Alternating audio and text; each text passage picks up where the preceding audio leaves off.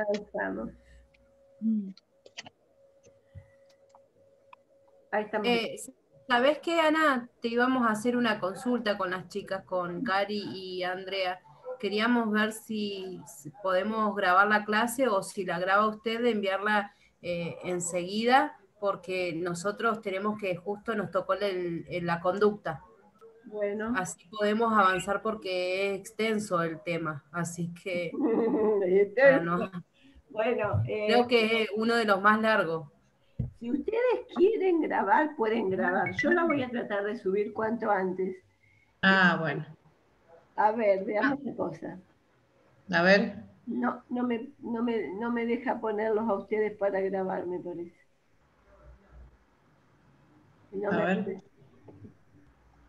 No me aparece la opción. Creo que si graba el anfitrión, no puede dejar de grabar lo demás. No puede grabar el otro. Bueno, entonces yo voy a tratar de subirla mañana a la mañana, esta noche, así ya la tienen. Bueno, muchas gracias. Yo tenía una pregunta, Ana. No sé si la hacemos ahora o al final. A ver, decímela y yo te digo si te la contesto ahora, al final, o no te la contesto nunca. Sí. Esto por ahí salió en el intercambio que estábamos haciendo con mi compañera de trabajo, con Marilyn, que yo por ahí también lo traía. Vemos que en la teoría de Freud hay una frase que dice que descubre al adulto, al niño en el adulto, y que Melanie Klein descubre al bebé en el niño. Y después por todo lo que también vos venías compartiendo en la clase pasada, de todo lo que es el genotipo, el fenotipo, de que, bueno, que el bebé ya viene con las experiencias que cuando está en el vientre materno, que esa mamá ya está insertada en un grupo social. Esto de que Freud Pichon Rivière va como más también a un poco más profundo, ¿no? Esto de la experiencia que tiene el embrión en la panza de la madre, es como...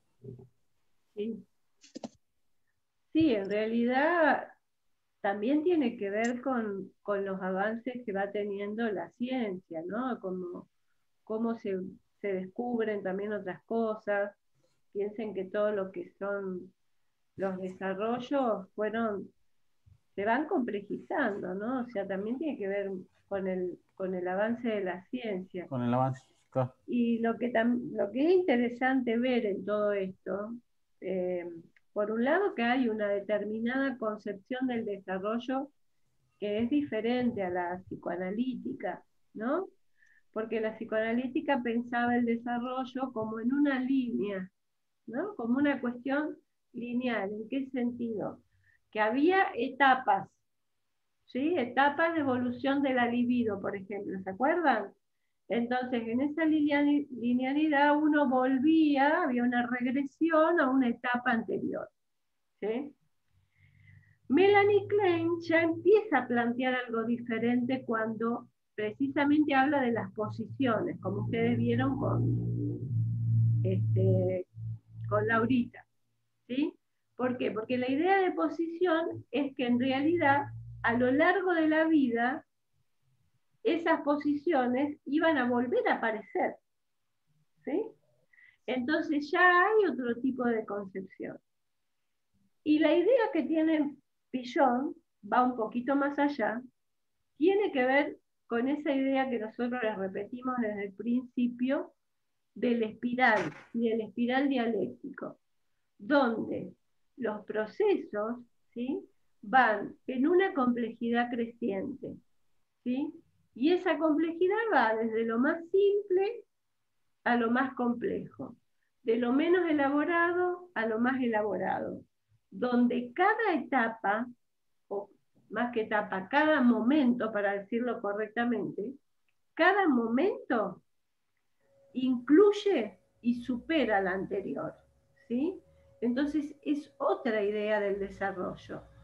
Y la otra nota fundamental que le aporta Pichon es que precisamente lo determinante en ese proceso de constitución de la conducta y de la interioridad del sujeto y demás, pasa a ser la experiencia, o sea, pasa a ser ese escenario vincular social en el cual se va a desarrollar ese proceso que es un proceso, como decíamos, de una espiral dialéctico. Y en eso, por ejemplo, reside el aporte fundamental que le da Piaget a la teoría y a la comprensión de la salud mental, a la comprensión de cómo se estructura la conducta y demás. La impronta social y la idea precisamente de un proceso espiralado, ¿no? Donde lo que vamos adquiriendo lo adquirimos desde lo más simple a lo más complejo. ¿Se entiende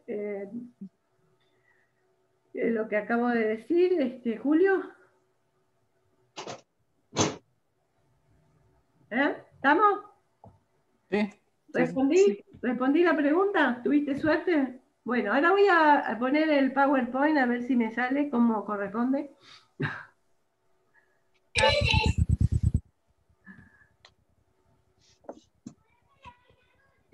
A ver, vamos a ver esto. Actual. Y vamos a volver.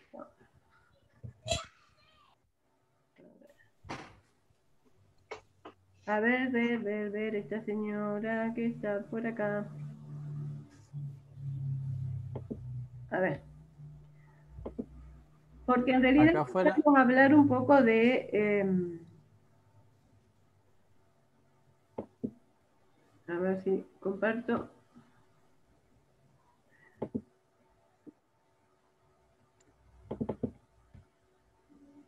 Empezamos a ver desde...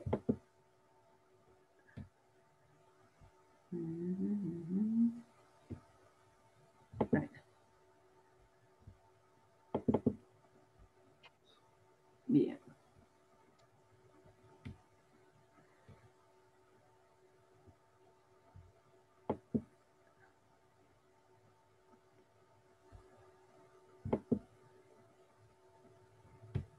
¿Se ve?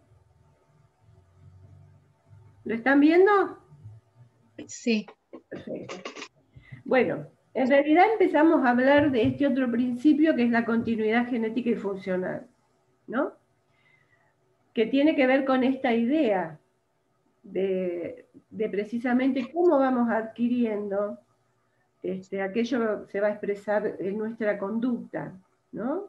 Cómo vamos a lo largo de nuestra vida en un proceso que es de adquisición creciente, de complejidad creciente, vamos adquiriendo también, ¿sí?, todo ese repertorio de conductas, de distintas maneras de manifestarnos. Acuérdense la definición de conducta, ¿no? Donde cada momento, ¿sí?, como les decía, abarca y supera al anterior. Continuidad genética y funcional quiere decir esto, que adquirimos, así como adquirimos nuestro cuerpo, ¿no?, que sufre precisamente un proceso de complejidad creciente, también vamos adquiriendo un repertorio de conductas que van a ir de lo más simple a lo más complejo, ¿sí? Pero que precisamente ese proceso, que es un proceso dialéctico, de acumulación de experiencias y de salto cualitativo después en la adquisición, por ejemplo, de una determinada habilidad, se da a lo largo de toda nuestra vida, ¿sí? Son muy importantes los primeros momentos de la vida, los iniciales, ¿sí? Pero esto no quiere decir que el partido ya se juegue solamente ahí, ¿sí? O sea que Piaget habla y piensa, ¿no?, esta idea de un sujeto en permanente cambio, con la posibilidad de esa apertura, un sujeto abierto, un sujeto situado y un sujeto abierto y abierto al mundo y al aprendizaje. Va a depender después de las condiciones, no solo de sus condiciones, sino también de las posibilidades concretas en las cuales crece, se desarrolla, manifiesta su conducta. ¿Sí?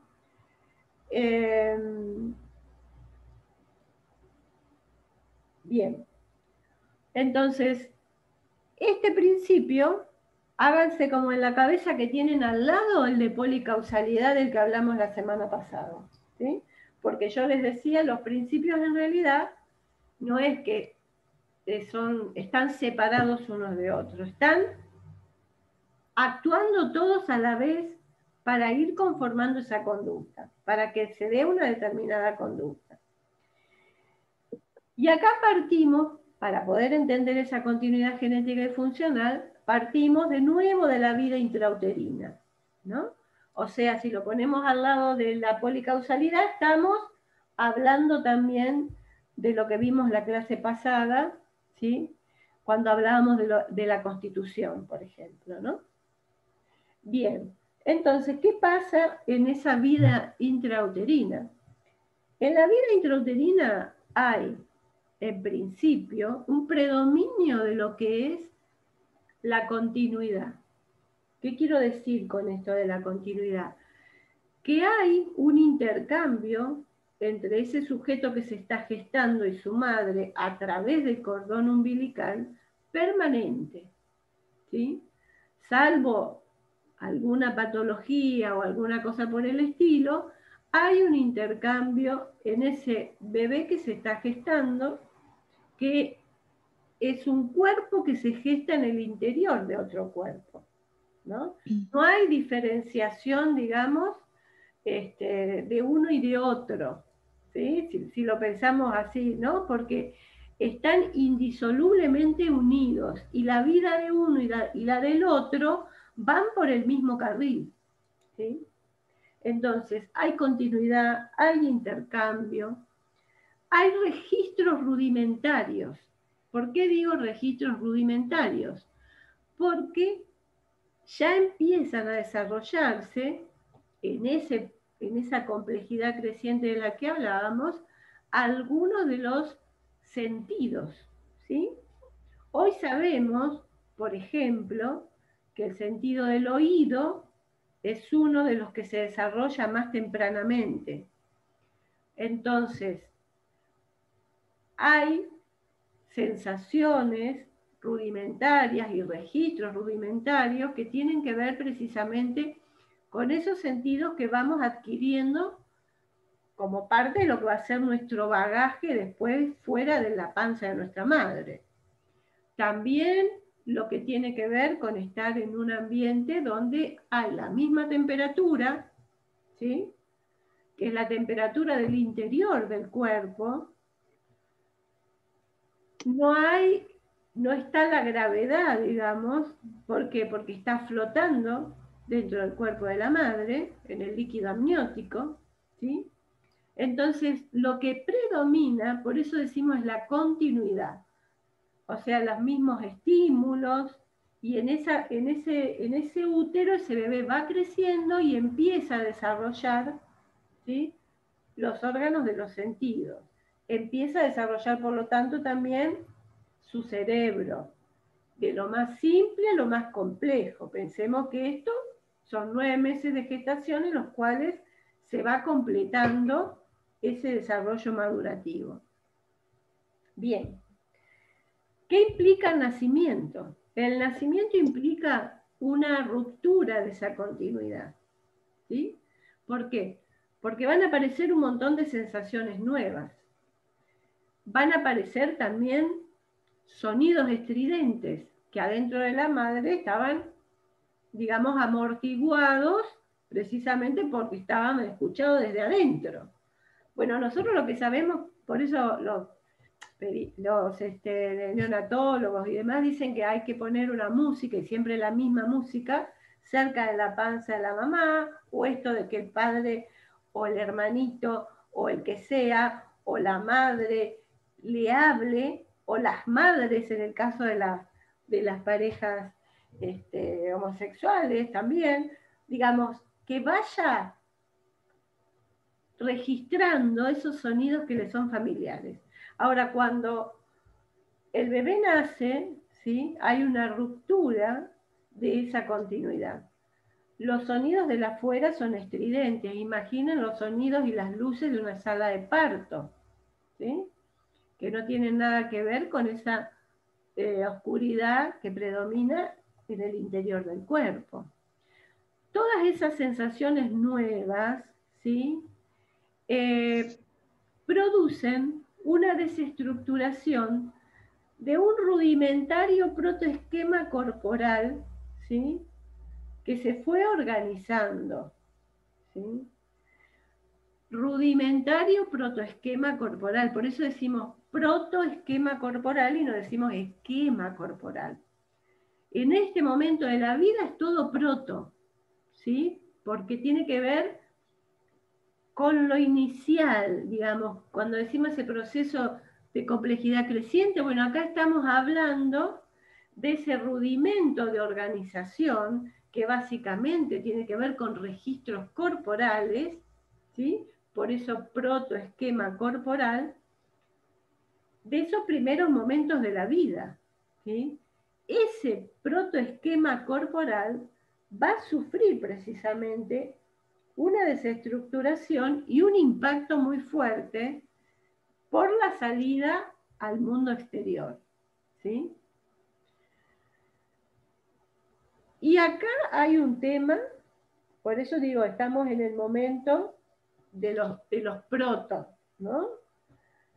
Acá hay un cambio radical de las condiciones de vida, ¿sí?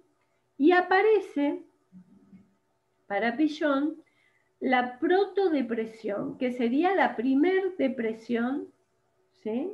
Normal, que es una reacción al nacimiento, ¿sí? Esa protodepresión que decimos es normal, no estamos hablando de enfermedad, acá estamos hablando de estas depresiones no como enfermedad, sino precisamente como momentos dentro del desarrollo, ¿no? Y como momentos o como formas de poder también responder a las exigencias adaptativas de la vida. Imagínense que de repente hay que aprender a respirar, ¿sí? Aparece el registro también del hambre que adentro de la panza no estaba, ¿no? Todas estas cosas hacen que el bebé entre en esto que Pillon llama la protodepresión, ¿no? Y acá sigamos pensando en las series complementarias, como hablábamos, ¿no? Y lo importante que es tener en cuenta las primeras experiencias que va a tener el bebé para poder de alguna manera calmar esa situación de tanta vertiginosidad de cosas nuevas, ¿no? La presencia del otro, que tiene la impronta de lo vincular social, va a ser la que permita transitar la experiencia del nacimiento. Nosotros, la especie humana, si no hay un otro, nos morimos. O sea, en el estado de indefensión que nace el sujeto humano, si no está la presencia de un otro, no hay posibilidades de vida. ¿Me explico? Entonces, esas primeras experiencias que tienen que ver con poder ser contenido, con poder también ser abrazado, alimentado, que puedan ser leídas también las necesidades, ¿no? Hay como una conexión muy fuerte entre la madre y el niño, o entre el adulto que es responsable del acompañamiento, de la crianza, para poder leer, ¿sí? Para poder leer qué es lo que le está faltando, qué es lo que le pasa, ¿no? La acción del otro, entonces, es la que va a permitir transitar este momento de la vida, ¿no? Experiencias de placer y displacer se van a ir alternando, ¿sí? Y cuando hablamos de experiencias de placer y de displacer, ¿sí? Que es la primera forma de registro que tenemos de ordenar de alguna manera lo placentero y lo displacentero. Pensémoslo en un bebé donde esto a veces es muy vertiginoso. Y quienes hemos podido estar cerca de un bebé, ya sea no solo por la maternidad, sino porque tuvimos una hermana, un hermanito, un vecinito, un primo, lo que sea, ¿sí? Podemos ver realmente cómo se da esa alternancia de vivencias muy fuertes en el bebé, ¿no? Y la manera en que reacciona. Nosotros hablamos acá entonces de vivencias que tienen que ver con vivencias de pérdida y vivencias de ataque, ¿sí? Vivencias de pérdida en cuanto a la pérdida de todo eso anterior que le daba seguridad y de ataque de las cuestiones que son desconocidas y realmente son desconocidas. Hay momentos, ¿no?, que el bebé entra como en un estado de confusión. ¿Vieron cuando los chiquitos quedan como paralizados o que uno no sabe ya si tienen hambre, si tienen sueño, no paran de llorar y a lo mejor en un momento se quedan como agotados, parece, ¿no? Bueno, tiene que ver con eso. Son los primeros meses de la vida, ¿sí? En esos meses entonces se van a ir acumulando experiencias que son más de retomar la continuidad al acercarse al cuerpo de la madre, del padre, de ese adulto que lo contiene, ¿sí? Y vivencias de discontinuidad cuando por ahí tiene un dolor, porque el hambre se experimenta como dolor también en esos momentos de la vida, pero también hay otros dolores. Ustedes saben que los niños tienen cólicos porque tienen todo el aparato digestivo 0 kilómetros, ¿sí? Y ese aparato digestivo que es 0 kilómetros, hasta que se acostumbra a la ingesta de alimentos y todo lo demás, hay cólicos. Y porque además, cuando chupa la teta o chupa la mamadera, toma aire, ¿sí? Es todo un combo ese en los primeros meses de vida, sobre todo, porque está aprendiendo a comer. Y la madre está aprendiendo muchas veces a darle la teta, ¿sí? O a darle la mamadera, el que sea. Pero ambos están aprendiendo. Y cualquiera que haya tenido hijos sabe que eso no se aprende, digamos, y ya está. No, con cada hijo es distinto y en cada momento también es distinto, ¿sí? Entonces hay un acople y una necesidad también de precisamente de que el otro esté presente, ¿sí? Para descifrar, para contener, ¿sí? No sé por qué se fue esta, no quiero todavía. Ay. Bueno, entonces, ¿cómo sale de esta cuestión de confusión? Sale a través de lo que Pillon llama posición instrumental o patoplástica. O sea, hay un momento alrededor de los 6 meses más o menos de vida, ¿sí?, que la reiteración de esas experiencias que ha tenido, que son experiencias placenteras y displacenteras, ¿sí?, que provienen también de la acción del otro, le ayudan a organizar, digamos, a poder tener esa primera organización de su experiencia, ¿sí? Pensemos, esto es una cosa rudimentaria, no quiere decir, no lo pensemos con la cabeza del adulto, ¿sí? La presencia del otro ayuda entonces a esta organización. Se llama posición instrumental o patoplástica porque es instrumental en tanto sirve para salir de un momento, por ejemplo, de mucha confusión y de mucha angustia por la alternancia de estas vivencias de pérdida y ataque. Pero también puede ser patoplástica, dice Pillon, cuando esto se congela. ¿Sí? Si ustedes habrán notado, Pillon siempre trabaja con esta cuestión de decir, bueno, esto puede ser, igual que cuando hablamos de los mecanismos de defensa y las técnicas instrumentales, ¿no? Entonces, posición instrumental, ¿por qué? Porque le permite salir de ese momento de confusión y de angustia. Le ayuda a poder ordenar, ¿sí? A separar lo bueno de lo malo, ¿sí? Ese mecanismo de escisión se llama splitting también, lo van a ver en la bibliografía, por eso yo lo puse ahí con esa letra tan bonita que me salió, ¿no?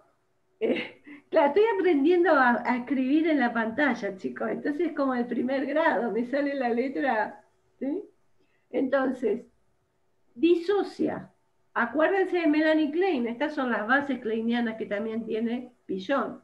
Lo que pasa es que está puesto y resignificado de otra manera, ¿sí? Entonces, ¿qué pasa acá? Ordena, por un lado lo bueno y por otro lado lo malo. Pero queda de un lado objeto bueno, yo bueno, y del otro lado objeto malo, yo malo. Esa disociación también tiene que ver con la inmadurez biológica, donde es todavía difícil percibir totalidades. ¿Me explico? O sea, esto viene de la mano de cómo la percepción también se va a ir organizando. O sea, hay una cuestión que tiene que ver con la presencia del otro. Y la presencia del otro también actúa sobre esa organización biológica, que es biopsicosocial por eso, ¿sí? Y está la impronta de lo social, para ir madurando. Al principio, como les decía, no distingue totalidades, ¿sí? No distingue extraños. Los bebés se ríen, ¿sí? Dicen, ay, mira qué simpático, se ríe, porque no distingue, ¿sí? A las personas como diferentes, digamos. ¿Sí? Puede tener registro de su mamá por el olor, pero son registros parciales. ¿Sí? Si la mamá se pone de espalda, para el bebé desaparece, ¿sí? Porque reaccionan precisamente a la cara, ¿sí? A los gestos de la cara. Bien. ¿Me siguen hasta ahora? Sí, estaba pensando cuando hablabas eso, Ana, por ejemplo, nos pasa ahora con mi sobrinito, bueno, de hecho con todos mis sobrinos ha pasado y mi hijo, que decimos, ay, mira cómo se ríe, o porque le hablas, claro, ellos de la voz sienten, escuchen y no saben lo que están haciendo. No, no, no. Incluso pueden distinguir el tono de voz como amable, y si hay un grito puede ser o una cosa agresiva, puede que se sobresalten. Sí, me explico, pero tiene que ver con los tonos, más que con entender precisamente en ese momento el significado. O sea, es algo que los perturba, ¿sí? Porque es un estímulo muy fuerte, ¿sí? A veces se asustan ante las personas que hablan fuerte, por ejemplo, ¿sí? Y las personas no están diciendo nada malo, pero se asustan, ¿sí? Entonces, en ese momento no hay totalidades, tiene que ver con la inmadurez biológica, ¿no? Entonces, aparece por un lado lo bueno y por otro lado lo malo. Acuérdense, a esto le llamamos vínculo a dos vías, porque está la separación, ¿sí? Está lo bueno por un lado y lo malo por el otro, ¿sí? Por eso esas dos vías.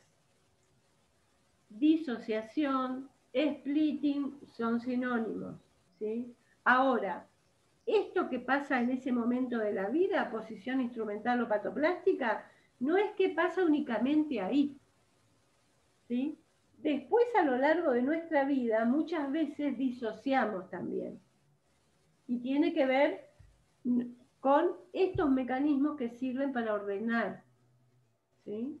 El tema es si son instrumentales o si son fijos, ¿sí? Si son rígidos, congelados. Bien. ¿Qué va pasando entonces? Ana, ¿te puedo hacer una pregunta antes de que sigas? ¿Sí? ¿Podrías volver a repetir lo de biopsicosocial, por favor? Lo de biopsicosocial. Sí, lo que dije ahí es que, a ver si me acuerdo, lo repito más o menos igual, que existe una inmadurez biológica, ¿no? La presencia del otro, ¿sí? Va a ayudar no solamente a la conformación, digamos, en lo vincular, ¿sí? A poder, por ejemplo, ir distinguiendo lo bueno de lo malo y demás, sino que también va a ir acompañando a esa madurez biológica en un contexto social determinado, porque somos una unidad biopsicosocial, ¿sí? Esa madurez biológica que vamos adquiriendo o que vamos adquiriendo paulatinamente no se da en el aire, ¿sí? Sino que se da en un contexto social, y por eso somos una unidad biopsicosocial, ¿sí? Y va a depender precisamente cómo se va dando ese proceso de desarrollo, no solamente de la presencia del otro, sino de todas las condiciones en las que está ese otro, ¿sí? ¿Sí? En nuestro cuerpo está la impronta de lo social. Si me pudieron poner y alimentar de una determinada manera, y no solamente por la calidad de la alimentación, en cuanto a que también es muy importante en cuanto a los nutrientes, sino también por cómo era ese espacio en el cual yo fui creciendo, ¿sí? Si hubo pérdidas, pensemos en estos contextos pandémicos en los que estamos, donde todos los vínculos están en tensión, ¿sí?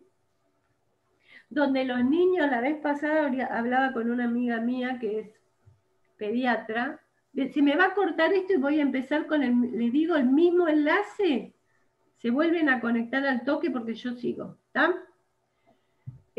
Me comentaba mi amiga que su nieta, claro, los papás tuvieron que tomar la decisión de que la abuela empezara con los cuidados necesarios a salir un poquito con la nieta, porque la nena no tenía contacto con nadie más que con su mamá y su papá, ¿sí?